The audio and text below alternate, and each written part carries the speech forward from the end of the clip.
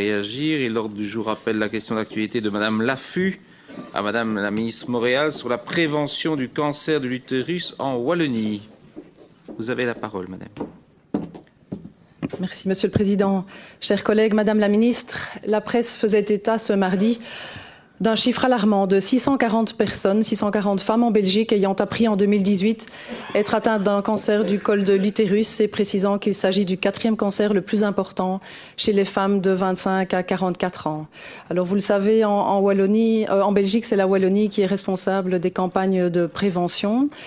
Mais là où la Flandre dispose véritablement d'un programme officiel de dépistage et de vaccination gratuite qui permet de couvrir 80% des élèves en première secondaire, la Wallonie et Bruxelles ne disposent pas de dispositifs et de programmes officiels concernant le dépistage. Seuls sont organisées des campagnes de sensibilisation.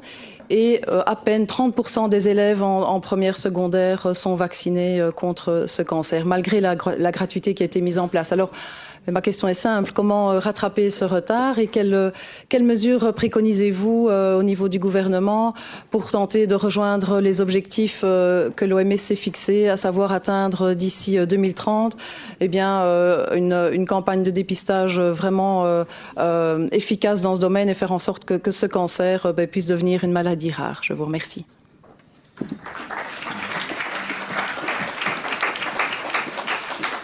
La parole est à Madame la ministre Montréal.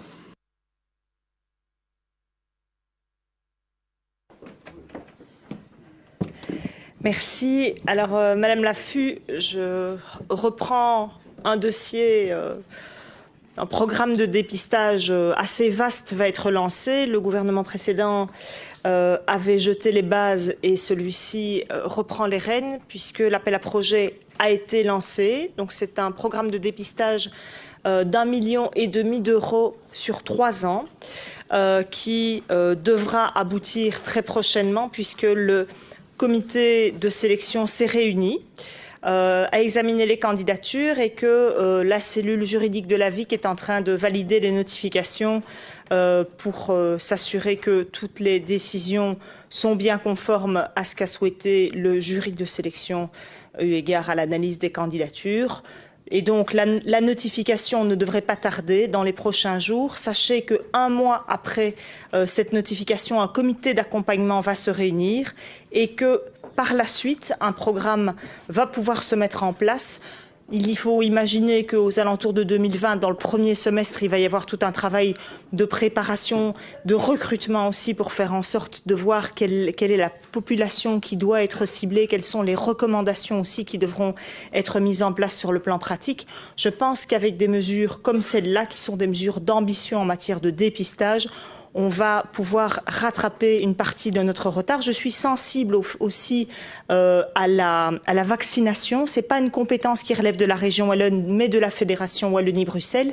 Pour ce qui nous concerne, c'est effectivement le programme de dépistage est un des moyens de prévention, mais effectivement, nous avancerons également en parallèle avec la Fédération Wallonie-Bruxelles pour engager des communications entre les deux niveaux de pouvoir.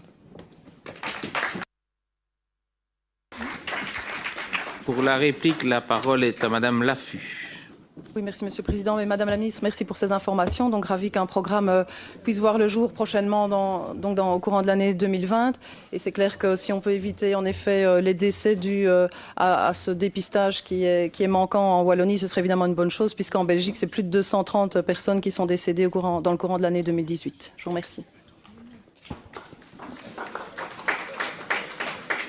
Je pense que Mme Montréal ne souhaite pas intervenir complémentairement. Il me revient dès lors le plaisir de féliciter Mme Laffu, dont c'est la première intervention dans notre Assemblée.